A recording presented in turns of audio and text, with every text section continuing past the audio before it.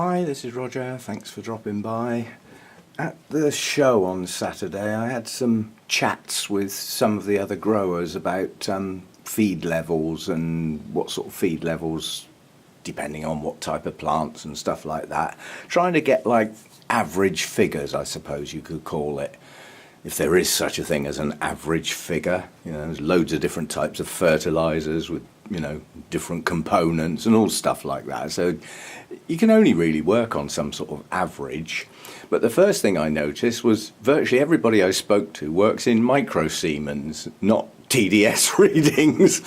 So I thought, well, if what they say is going to make any sense to me, I need to have a quick look at a conversion. And again, that can only be an average, because whatever instrument you're using after you've put your feed or whatever into your water is a measurement of the total. Obviously not the component parts, but you can work out what they are by looking at the component parts and their percentages. There is a way of doing that if you want to mess with that sort of thing. I get a headache thinking about it. But most of those were saying, like, in the growing season, stuff like Oncidiums, Cattleyas, Dendrobiums, what I would call my average plants. I'm taking out of this scenario things like Masdevallias, Restrepias and Miltoniopsis, simply, and Paphiopedilums, come to think of it. I always forget them, don't I? Because those are low feeders and do not like any build-up of salts in the soil. So, you've got to get that media, sorry. Who's growing in soil nowadays? More coffee, nurse. Yeah, but in the active growing season, which is coming to an end during this month, as we get towards the end of October, really, my main growing season is coming to a close, but I've still got 4 weeks. I'm not writing it off yet. And they're feeding at microsiemen levels of somewhere around, well, between 500 and 600. And I've just done a quick conversion, and that comes out at almost twice the level of feed that I've been doing.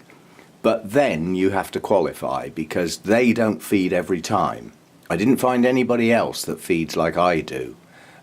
So I have to factor that in. But they tend to feed at relatively high levels during the growing season, but then not every watering. I mean, one of them said, I only feed every third watering, but the feed level used at that point was a lot higher than what I'm doing. Not far off twice as high. So today, for the mounts, which are still growing, let's have a look, because this is a bone of contention. Let's have a pick on a couple of Dendrobiums. The long cane Dendrobiums. That's still growing. Yeah. Now, the leaf coming out now, the tiny little one, might be its last one for this year on that cane. It might not. But at the moment, that cane is still growing. So is that one. Yeah? They're still in active growth. And this cane might look like it's on the same plant, but it's not. Again, it hasn't reached that terminal point yet. It's still growing. And then my other types of Dendrobiums are the continuous growers. Now, they grow at a steady pace, but slow up quite a bit in the winter, simply because they don't get the day lengths. It's not because they want to. They would prefer to carry on growing at a steady rate year round, but they don't. For me, because of where I live. Cattleyas. They can be in active growth all year round, literally. It depends when your new growths are starting. And in the UK, if you've got new Cattleya growths pushing out in September, October, they're going to grow on and mature in the winter. And with those lower light levels, they probably won't grow such a large pseudobulb. And it might not even bloom. There are downsides of being in the UK, but nonetheless, it is growing. And if it's growing, it needs some feed. So I'm only watering my mounts today. I don't think the holy pots, no, they don't need doing. They'll be tomorrow. I count my holy clay pots like the mounts, but not quite as frequently. There is a reasonable mass of large chunky bark in there, and obviously down in the centre of the pot where it's not touching the clay, it takes a little while to dry, but certainly no more than 3 days. So if we've had dull days, I would water, say, every third or fourth day, and then they get a good soak. Now, the good soak bit may have to ease off a bit when we get into the real cool of the winter and they slow right up. So the frequency will drop off and the physical soaking will drop off, because when I water these this time of year, boy do I soak them. Each pot probably gets 2 to 3 litres poured through it, and all over the pot. They get absolutely soaked. Well, that might not be so clever in the winter when the temperatures are lower and the days are so short. They're going to take too long to dry out, so they'll get less of a watering. They'll get more of a trickle. But anyway, I've upped my feed level for this one. As I say, I've still got 3 or 4 weeks growing, and my mounts get watered every second day now, occasionally every third day. If we get 3 really dull days, I've got no heat. You know, I mean, I haven't even reached 20 degrees yet. You know, and the sun's touching the glass. I know it's a hazy sun today, but that's it. That's what I've got today so far. And yesterday, it only went up to 20 all day long. So I'm losing my heat. Without that heat, things don't grow as fast. Water doesn't evaporate as quick. So I'm already slowing my watering up. But my feed level today on my TDS meter is at 340. That's the highest feed in this grow room this year. And that includes the Vandas. So I've upped that a lot. I've been feeding around the 200 mark. But then I do feed virtually every watering. So it's a little all the time, rather than a lot and then a break. And quite honestly, that sounds more natural to me. You think about how orchids live in the wild. They get water as and when they get some, and if there's nutrients in there, they get some of that too.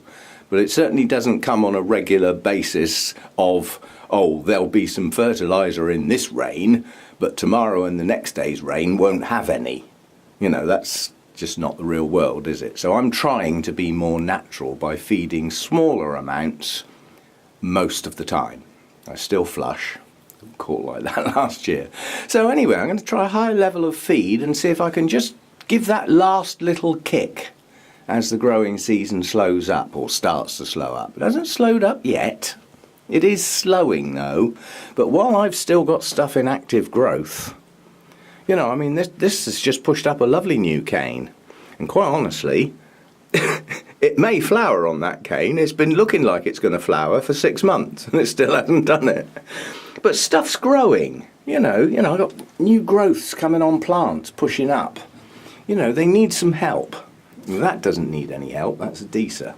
The level of feed I've got in the bowl, if I put that in that pot, they would die. It's that dramatic. That's a strong new growth and a new set of roots. Well, it isn't going to carry on doing that without some food, is it? And that's nowhere near mature yet. Nowhere near mature. So despite my daylights getting a bit shorter, we're not stopping with the growing. Oh, because we've got a bit brighter light, I can now see through that sheath. That are buds. And it looks like 3. Ooh, that's, if they make it and don't blast, that's going to be quite a show, because those are big, blousy Cattleya blooms. That's going to be a stunner. That's the one I got cheap because it had 2 new growths. This one that I've just said that there's buds in, and this one that got broken off in transport, taking it, you know, to the auction to be sold. So it looked awful. You know, it's got this dangly new growth broken off, and that was the better growth. This was the weaker one, but it's done it no harm, and this growth has pushed on, and those are definitely buds up in that sheath. Yeah, so and I got that dirt cheap because of the damage on it. I am noticing my Nobelies are coming to a close. I mean, all of this greenery we're looking at now, 50% of that greenery is one plant. It's this flipping thing up in here. You know, if you follow that down to the base and then follow the canes up, it's occupying a third of this shelf, which I'm going to deal with shortly, because I'm going to straighten it all up and take some of the old canes off, ready for showing next year, basically. But if you look at this, That cane has finished growing. There is a shape to the top of the cane, and that's it. It's not going to grow anymore. It always puts up a central leaf rather than pushing them out sideways, and it's always a smaller leaf. That says this cane has finished growing. It can still take on some nutrients and store them, but it won't be using them for growth as such. So this is the sort of time you think about slowing that feed down. You know, put a bit in there for now, but unless you've got new canes, then start to slow them down once they reach that apical leaf, I think it's called. I call it a terminal leaf. But whatever, if all of your nobly canes have reached that point, it's not really going to grow anymore. And if it isn't growing, it doesn't need the food. Yeah? So you can slow your feed down. And you can start reducing your watering. But don't forget, like today, I've got bright light in here, and hopefully with that bright light I might get a little bit of heat. That plant is going to transpire. It's going to lose moisture through its leaves. Well, if it hasn't got any around the roots, it's going to start to desiccate. So you've got to go very careful with reductions and don't go mad. You'll end up starting to shrivel your canes at the beginning of the flipping winter, and then by the time you get out the other end, you know, they'll just have dried up. You know, there comes a point on some canes that they desiccate to a point where they will not plump up again. And the idea is to never let them get quite that far. A little bit of crinkling is not the end of the world, but don't let them go mad. Oh, what else was I going to look at? There's a couple of spikes lurking that are in my mind, and I keep forgetting where they are. Senior moment, or moments, in fact. Oh, well, if I find them as I go around, I don't think I will, because they're on pots, they're not actually on mounts. I don't think they're... Oh, yes, there is. There's one. I was going to say there's no mounts in bloom at the moment, but there's this one. The last bloom on what was 3 lovely spikes. It's Arangus decariana. And they all just blasted, taking them to that flipping Orchid Society meeting. They just dropped. They just shriveled and dropped off. Within 2 days, they'd all gone. So I've taken 2 of the spikes off, but that one was still a bud. And so it's managed to hang on.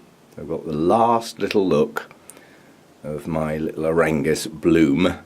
That was stunning when all those blooms were out. That was I think the polite version is a bit pissed off, but we learn. I won't do it again. And that's the other Arangus. This one had little nubbins on it that I thought were going to be spikes, but I haven't looked at it lately. Oh yeah, they're spikes, definitely. They're not roots.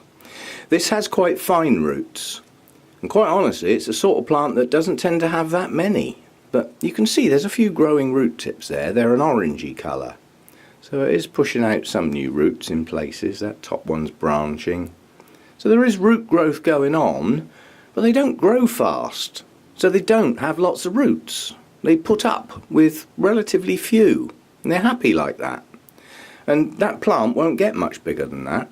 It's got a little plantlet coming out the side, so it is now 2 plants effectively. So it'll bush up a bit, but both of those spikes are on the mature plant basically. They'll be slow. I suspect that'll be spring. Late winter, early spring before we see those blooms. Don't hold your breath. Coming sometime, not soon. This is a shame. This was my Arangus citrata. And the whole plant died. But it just at the point the plant keeled over, it was just pushing out a little plantlet at the base. And that's all I've got left now. So that's effectively now like buying a seedling to grow on, because that's all I've got left. Reason unknown, it just went. Literally within a few days it just keeled over.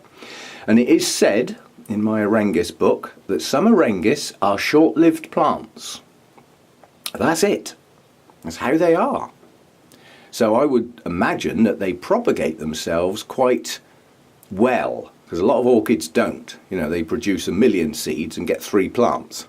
But if these don't last long in the wild naturally, then the chances are their seed is far more successful. Otherwise they'd just die out, wouldn't they? So doing well. What else? Oh, that was something else I wanted to show. This little bulbophyllum. That's having a spurt. There's new growths coming out all over the place on this little thing. Whoops. Keep forgetting the bark falls out the top. Dustpan and brush job. But yeah, it's got a nice lot of new growths. That was the basket that Oliver gave me. He makes them himself. And, you know, it means you can fill it up with whatever media you choose and still mount the plant on the outside. So, but yeah, that's coming on well. It hasn't bloomed for me yet. Sycamense, Bulbophyllum sycamense. Now that name actually refers to where it grows. I think it's a range of hills or something, or an area, something like that.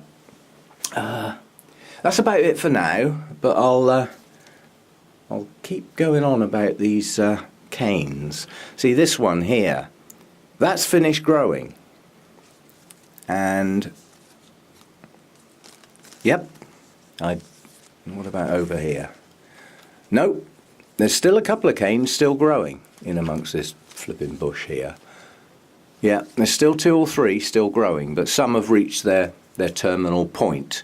So, you know, I'll be keeping that one growing a bit. Yeah, I'll see what else I can find as I go round. But, yeah, just chatting with others about feed levels. I'm doing a high-level feed this time, yeah? That doesn't mean to say I'm going to do that 3 times on the trot. I think that might be pushing my luck. As I said, the people using what I would call higher feed levels don't feed every time. They feed every 3rd or even 4th time. Yeah, so it's a totally different principle. You know, they give it a flipping good dose of food and then it doesn't get any for a while. Whereas mine tend to get a trickle most of the time. So it's a different principle. I like the way I do it because it sounds more like it would happen in the wild. And I know a lot of these plants have never been in the wild. They're hybrids. They don't know what the wild is, but their genes do. Their genetic makeup is still part of how they grow. Anyway, I'll see what else I come across as I go along. Yeah, there's a couple of things in the back of my mind that I need to film, and at the moment I can't recall them. So I'm going to put the camera down and have another coffee. Coffee solves most things, you know. Gives you a break. You know, you've got to stop what you're doing, go and make it. And then I always take my coffee somewhere and have a sit down with it, rather than try and carry on working and ending up with a cold cup. Because that's what happens. You forget your coffee and you go, oh no, another cold cup of coffee in the microwave. Never tastes the same. Anyway, that's where I am. This nobly up here is playing silly bees. It's done much better this year than it ever has, because it has finally produced a cane as large as the one that was on it when I bought it. So finally I've managed to produce the same size cane. But this year I also have 3 other new ones. I've got 4 canes on this year. But look what they've decided to do at this time of year. Yeah, they've decided to push some buds out. Flipping nuisance. It doesn't matter really, because each node on a nobly type can only bloom once. Yeah, they bloom in between the leaves. That's it. They only do it once. They'll never bloom on that node again. So, like on this really large cane here, there's a bud there, one there and one there. Now hopefully it won't do any more. So okay, I'll get some nice blooms soon. But after the winter, I should get buds from down here. 1, 2, 3, 4, 5, 6, 7, 8, 9, you know, 10 nodes as yet unbloomed, and those should all fire up late winter, early spring. Same over here. I think that one is, yeah, that one's managed to not push any buds out. And that one's got 3. Well, that one's already flowered, so that's not a new cane. So, yeah, that's going to be a bit of a combination next year. That's Spring Dreamer pollen, so it's virtually pure white flowers, lovely greeny yellow centre with the pink tips on the other petals and sepals. So it's a very attractive bloom. subtle colours, not shouty loud colours, but good sized blooms. Very pleased with that. Okay, I'll see what else I can do, but as I said, coffee time, camera down, take a break. Oh, these long cane Dendrobiums in this space are virtually impossible to film because I can't get far enough away from them. So you have to look at the plant in bits. These are the old canes, those were there when I got it. And when I got it at the start of the year, it had one single new growth, which was this one, which is still growing. That is still in active growth, so it hasn't finished yet. But it's decided to do this, which I am very pleased about because I've got a shoot at the back of the plant. If you remember a long time ago, I put the secateurs in there and severed that rhizome on the grounds that the back end of the plant could trigger the fact that it's been damaged and decide to shoot out, which it has. Now, it may have done that anyway, whether I snip that rhizome or not. Difficult to say, definitely, but it is pushing out another strong new cane at the front of the plant. So what do? If this reached its terminal leaf in a week or two's time, what would happen if I stopped feeding and reduced the watering right down? I'd lose these two growths. They would not mature. So, sorry mate, but your winter rest has just been cancelled. I will grow this one on. Now, this is an osmum. That's not how they grow. Well, it is this year for me. Because the thought of having 3 mature canes as opposed to 1, okay, the chances are that this cane here will not bloom as well as it should do. I still think because of the temperature drop and the extreme bright light I'm hoping to give it, that it will produce some blooms.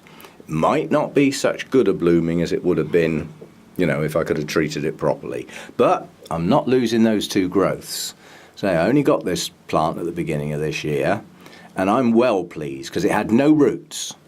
They'd been chopped off, unceremoniously chopped off and left about 1 inch long at the base of the plant. I had no roots, nothing. So I strapped it up here and, well, it's grown those roots this year, pushed on that cane, and it's now starting 2 more. So I'm pleased with the progress of the plant, but these 2 new growths are out of season. Yeah? That's probably as a direct consequence of it being uprooted from its country of origin, unceremoniously dumped in the dark and put on a boat or a plane and sent to yet another country, having had all its roots chopped off, and then packed up and posted to me. So it didn't start its year sensibly, shall we say. But hopefully it will go into next year in active growth and its seasonal kick back in. So come the following winter, hopefully we'll have, 3, maybe 4 canes to work with. Anyway, coming on. This was one of the things. I found one of the things in the back of my mind. This is the Phalaenopsis green apple, or green apples. And it's got a spike. Hey! Now these are smashing Phalaenopsis blooms. It had a spike a while back, which was on film quite a few times, and they lasted ages. So again, it's got to grow the spike yet, but it's coming on. Seems to like being mounted, I must admit. There's an awful lot of roots pushing out, and some are going aerial, some are branching on the mount, but seems to be okay on there. And it hydrates easily like this, and because it's mounted, it dries fast. So it works quite well. Now this Dendrobium, this is Findlayanum, to all intents and purposes looks like it's finished growing, but it hasn't, because it is actually starting some new canes, which is a nuisance. And because the plant's a reasonable size now, I may just blow those canes basically. But what I love on this plant is the progression, the visible changes. These are the little canes it had when I got it, and then I grew 3 canes over here, and I was well pleased at the size of these canes. I thought, well, that now looks big enough to bloom, but it didn't. But now look at the new canes. If you look at the size of the bulbous elements on those last year canes and how big they are on this year's canes, you'd better bloom this time. Yeah? So I mean the 3 new canes this year are bigger, stronger, and there's no good reason why that shouldn't bloom now, quite honestly. You listening? It'd be trouble. But what it has done this year, the root system was incredibly poor. It just wasn't hydrating, and it was bare rooted effectively, so I wrapped some moss round. It's only wrapped round, it's not sort of buried in there, and since I actually did that, it really has put on a spurt. So, you know, the moss stays wet long enough for the roots to get properly hydrated instead of the water just running off of them like it does tend to do in mounts on some types of roots. Anyway, I'm pleased with the progress on that. That's come on really well. But the main canes have finished their growing for this year. They have that terminal leaf, yeah, roughly half the size of the others, and sticking straight out the top, not coming out sideways. But I have got some new growths down here. They're not strong, but so I may ignore them and pretend I can't see them and just treat this in an appropriate way for the winter. We'll see how we go. Coming on though. That Psychopsis bud is about to open. It's just starting to split, so it'll start today and probably be open in 2 days' time. Yay! Quite looking forward to that. Right, I finished mucking about in here for today, apart from just the last few Vandas. I've moved that. It suddenly dawned on me where the Vandas live. I got a job to see the blooms. You know, unless I walk right over the other side of the grow room and look back, because they live up there. Sorry about the dazzle from the sun. But as that one's already spiked and in full bloom, it doesn't need the light to enable it to bloom, if you see what I mean, because it's already done it. So, and it's unlikely to spike again this year, I wouldn't have thought, because by the time these spikes are over, the day length will be too short. But I can now see that wherever I am in the house. And as it's quite a good show, I thought it's worth putting it there. Now I can see it. Those are 2 of the best spikes that plant's produced, I believe. They are bigger, they've got more blooms on them, and they're a much brighter colour.